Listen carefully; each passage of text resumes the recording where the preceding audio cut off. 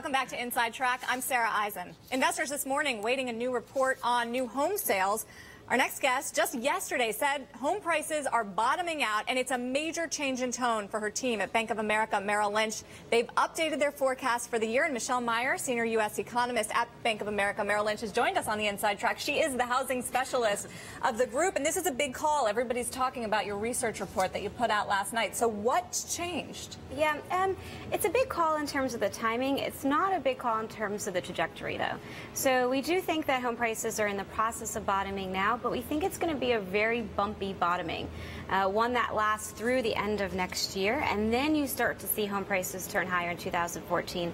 So the big change of call in terms of the timing, we had previously thought that prices could fall further this year.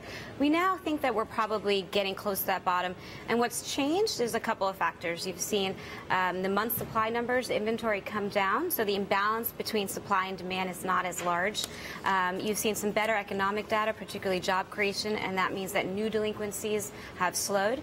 And the policy environment seems more favorable, push towards REO to rental. These are things that should help.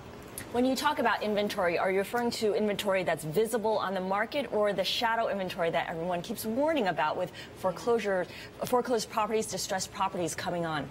That's a crucial question.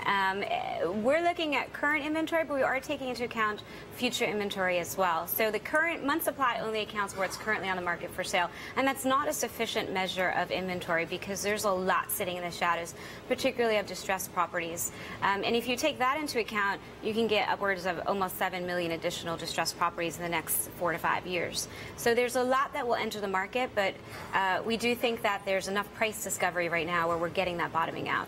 When it comes to the U.S. housing market, there's so many indicators to watch. We've already seen sales rebound. We've seen home builder confidence return. Prices were really the missing link here. So tie it all together. Is this an all-out housing recovery that you're looking at? You know, I think it's the signs of life in the housing market. I'm cautious to get too excited right now because I think there's still a lot of challenges in the market. And we're seeing signs of multifamily construction turn higher. I think that's really where there's a lot of strength. Single-family construction, I think, could continue to suffer because of all the foreclosures. So, yes, you're getting some marginal improvement, but it's a long journey back to normal. What's a long journey? How many years? I would say, yeah, years is more likely. I would say we're several years away from what will feel like a normal market. When housing actually contributes to GDP? It will contribute before then because we're turning higher. But for it to feel normal where supply equals demand, home prices are keeping up with inflation, people perceive that it's a good time to buy again, people moving into the market, judge owning is similar to renting. That type of environment, I think we're a little bit ways away, but absolutely, we're healing and we're getting closer to that improving housing market. What can we expect from this spring selling season? Because spring, between February and July, is when most people put their homes on the market and are looking to pull the trigger. Yeah, the spring selling season to me is going to be the crucial test if this is a stronger housing market this year. So far, what we've seen is really just the surveys improve, the NHB survey, home builder stocks, as you mentioned, Sarah, but we have not yet seen a spring selling season, and that's really when the most of the turnover is. So the next few months of data, I think, are going to be absolutely crucial. What's the one metric you're going to pay attention to? I would look, can I give you a few metrics? I would look to... She's an economist. She can't answer that. I can't give you one. I would look to new home sales. I would look to mortgage purchase applications. I would look to housing starts, all for the spring selling season and what happens the next few months. Longer term, I would look at, all the inventory numbers, job numbers. It kind of all has to feed together to get that virtuous cycle. How much is this wacky warm weather helping the housing market? I mean, we hear it's good for construction. Yesterday it was 80 degrees in New York City. How much is it distorting things? I would have to think it's playing a decent role. I was in Chicago a few days ago and it was 83 degrees.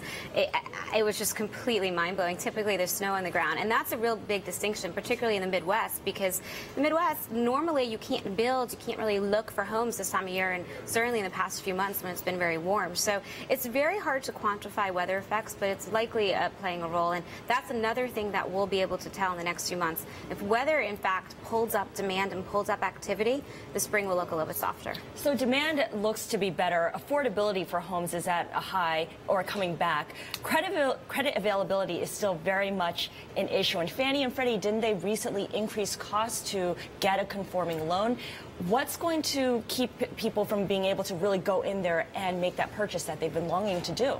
I think credit is still an important part of the story, and you're right. Credit conditions are still incredibly tight. So really the market consists of Fannie, Freddie, and the FHA, and the government's playing a very big role in creating mortgage credit, and they've tightened standards. So Fannie, you could Freddie, say they're the only game in town in many ways. They really are, outside of what is being lent and held on banks' books, which is only really the best quality mortgages. So they're still a part of the market that's struggling to get credit. The FHA is helping. So the FHA is there's smaller down payment requirements. They're a little bit looser credit, but even there, they're increasing insurance premiums and tightening up as well. All right, Michelle Meyer, it is still a big call, even though years till housing recovery. Yes. She says that prices are actually bottoming out and will rise overall from 2012. Big change from Bank of America, Merrill Lynch. All right, coming up next on Inside Track, maybe the good karma is responsible. The chain of stores selling yoga gear is the best performer among specialty retailers. Plus, targeting tweens. Marketers say they're not too young to be reached right now. More on that coming up.